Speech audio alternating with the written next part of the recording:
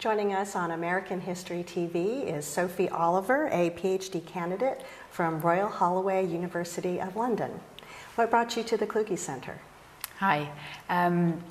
So I'm doing a PhD, as you say, at the University of London, and the body that fund my PhD, the Arts and Humanities Research Council, run this scheme where they send scholars to the Kluge Centre. And learning about it, I realised what an incredible resource the Library of Congress was.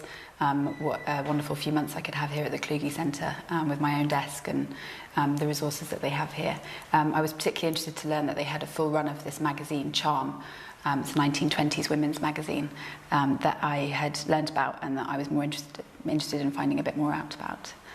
Tell us who Juno Barnes is and how she led you to Charm magazine. Sure, so Juno Barnes is one of the subjects of my PhD. I'm a literary scholar. I work on the interwar period, modernism. And by the interwar period? Between 1918 and 1937, 1939. Juno Barnes was born in 1892. She died in 1982. She had a long life. She's associated particularly with this kind of modernist period of writing, experimental writers, many of them living abroad, but she was an American. And she was a journalist to start with, working from about 1913 till the mid-20s. And around the mid-20s, she started publishing journalism in this magazine, Charm. And some of her articles for Charm are published in an anthology of her work, which I have, and I realised that nobody else had looked into the kind of this context of Charm magazine. It sounded like an unusual kind of fashion magazine from what I could tell about it. I found one scholarly article that was written in the 1980s, which was very good, but there wasn't anything else. And more people are doing work on magazines in the context in which writers of this period were publishing their work. So I thought I would take a look and find out a bit more about it. Did she write under her own name? No, she wrote under a pseudonym often. Juno Barnes she used a lot for her journalism, and the first two articles that she wrote for Charm, she wrote as Juno Barnes. But then she started to, first of all for Vanity Fair actually, she started to use this pseudonym Lydia Steptoe. So you knew the pseudonym she was using, so you were able to locate her articles? Sure, and there's an extensive bibliography that's been done of her work, so I could see that there were a number of articles, 12 articles in total, that she'd written for Charm, but only 2 of them had been anthologised, and the others are available in her archive. But it's quite interesting to look not just at the articles themselves, but the context, you know, what's around them, the adverts, the other kind of articles, what the magazine itself is like, to learn a bit more about what her audience was and the way that her work was being kind of disseminated. What was her audience like? In Charm, very different from the other kind of audiences that she had. From as I say, she was a journalist from 1913, writing for mass market, you know, big newspapers in New York. She started on the Brooklyn Daily Eagle. So she was used to kind of writing quite popular newspaper writing. There was also something quite sophisticated and kind of clever in the sorts of voices that she used in her journalism. Part of the thing that makes her an experimental writer, I suppose, that even in her less literary work, she's kind of experimenting with different voices or different styles and registers. In Charm, the audience is a mass market audience. The magazine was published by a department store in New Jersey, Bamberger's, and it was distributed to 85,000 charge account holders in the state of New Jersey. It was sold elsewhere, but I doubt very much if people were buying it outside of New Jersey. So it's difficult to say exactly, but from the adverts and the type of articles, I think probably they were middle class women, perhaps with aspirations to be more than that, perhaps with you know, more wealth. And they had leisure time, and they were kind of broadly interested in domestic things, but also politics and culture and art. Would these have been women who were involved in the suffragist movement, perhaps? Not the women that took the magazine, I don't think. It was, although it was very different from the kind of other store magazines that were published at the time, it was much less a kind of direct selling tool. It was certainly a consumer magazine. So while the women that read it, I don't think, were necessarily active women, they were perhaps progressive in their mindset, or some of them would have been. But certainly some of the women contributing to the magazine had been involved in the suffrage movement and were still kind of active feminists, particularly in the early years of the magazine. And Juno Barnes, who would have been her contemporaries in terms of other women writers who were in the magazines? Her her contemporaries in some of the more mainstream magazines like Vogue and Vanity Fair would have been like Dorothy Parker, Edna St. Vincent Millay, those kind of figures. And there are comparisons to be made between the type of writing as Lydia Steptoe that she was writing for Vanity Fair and Charm, between Parker and Millay and Barnes, a kind of sophisticated, kind of knowing type of writing that responds to the sort of audience that were the readers that were taking that magazine, perhaps kind of satirising them and perhaps kind of half in sympathy with them. It's quite a kind of difficult tone to place, but it's an interesting one. Was Juno Barnes in touch with these other women writers, or does she have any personal relationships with them? Dorothy Parker, I don't think so. I don't know. Edna St. Vincent Millay, she would have been in Greenwich Village at the same time as her in the teens. Later on, she's in Paris in the 20s and kind of in and out of the same circles as James Joyce and Ezra Pound and other kind of key figures of the period.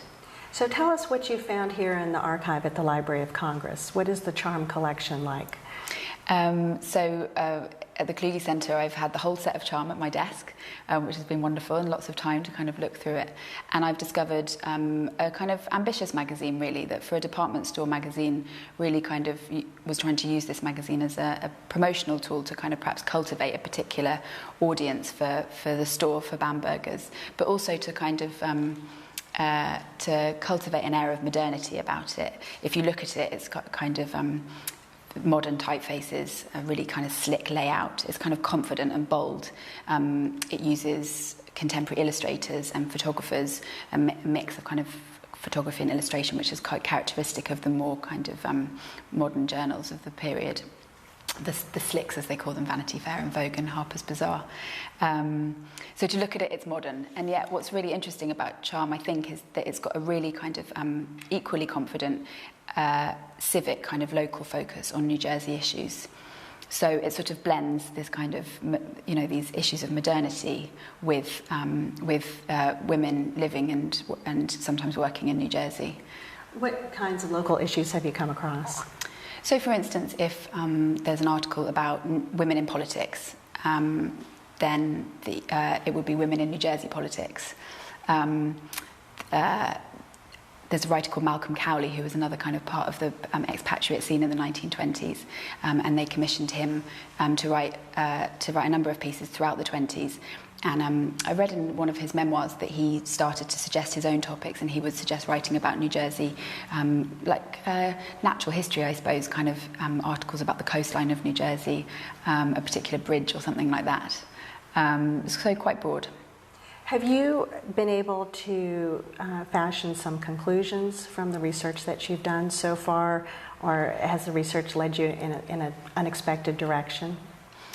My conclusions are sort of in process, but certainly this idea that the magazine is trying to negotiate its identity between kind of a modern outlook for modern progressive women, negotiating kind of new roles, women who are homemakers and interested in interior design and fashion and recipes, but also interested in politics and art and literature. That kind of emphasis combined with this sort of civic, kind of confident localism, I think is really what characterises the magazine. That's quite interesting for me because often we associate modernist and avant-garde writing with kind of cosmopolitan centres, with Paris and New York. And there is a real Paris focus in the magazine. There always was in these kind of magazines. You know, the fashions come from Paris and the best art and literature comes from Paris. But the fact that that's kind of combined with this kind of New Jersey regional focus really sort of shifts the ideas that we have about modernism being a kind of metropolitan phenomenon. And what was the initial focus of your PhD research?